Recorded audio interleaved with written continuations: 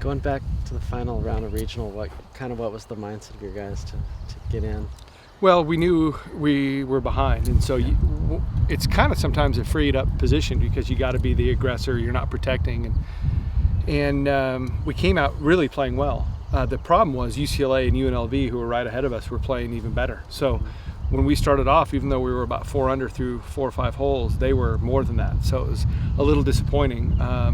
And then Colorado showed a little bit of weakness starting off. They probably were near the lead, probably trying to protect a little bit. And fortunately for us, even though we had a tough spell in the middle, we got really hot in the last 8 holes, and were able to put some pressure on Colorado and sneak in there. Still a relatively young team, but experienced now going into this championship this year. They're definitely experienced. I mean, Aaron's our only freshman, and yet he's one of my best players. And then, Jonathan Wu has played. This will be his 3rd national championship, and Brandon and Fuchs played in it last year, and so and Thomas as well. So we have some experience, and it's just a matter of us going back there and not trying too hard and just being ourselves and playing like we're capable. Because when this team has played well, they've been competitive with anybody. What's the key for Oregon Golf to take your game to Florida and make sure it shows up down there? Take my game? Well, everyone's game. Yeah. It's a pretty far trip, and it is. Traveling 3 time zones and going. Florida presents a lot of challenges for us. Certainly from a heat and humidity and what we're used to, and then also the grasses are significantly different. So chipping's way different, putting's different. And so we definitely will have our work cut out. I mean, it's a tall order, but at the same time, it's still the hole's the same size, and it's still the same game. But it will take some adjusting for sure. So we're going to go one day early, get an extra round in, not at the golf course we're competing at, but at another one to try to adjust. But sometimes when you play a golf course that's so different, sometimes it can be almost a good thing because it's kind of fresh, and you kind of have an excuse, and so you kind of go out there and be freed up. So you've mentioned before that it's now kind of in the players' hands to take it through this last leg.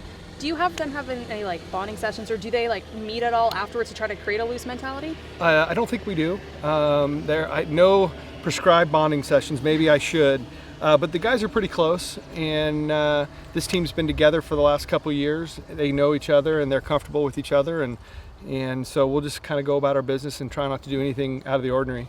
We'll just do what we do, and most of the time this year that's worked out pretty well. A few times it hasn't, but for the most part we've had an amazing year, and we'll just try to keep that going. Regardless of how Lim does this weekend, how much is that going to help him just with his growth? Oh, I think tremendous. Anytime you play a PGA Tour event, it's tremendous. What it does is it gets your juices going. I mean, you're like, I want to do this for a living because it's so special. And so my hope for him is that he's competitive, because if he plays well, he'll be competitive. I mean, I don't saying winning, but he'll do just fine if he plays like he's capable. And I think the good part for him is hopefully he'll leave there confident that he can do it. And if he leaves that event knowing this is a doable goal for him, then it's only going to be a good thing. Did you talk with Lim at all before he headed out? Oh, we text. Yeah.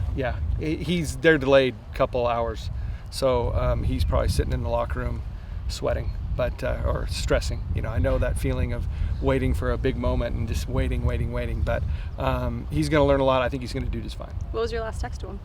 Just to be himself, and not to. You don't have to be perfect. I think when you play a big tournament in golf, whether it's a U.S. Open or a PGA Tour event or a national championship, there's this feeling like you got to be perfect and you can't make any mistakes, and it's never the case.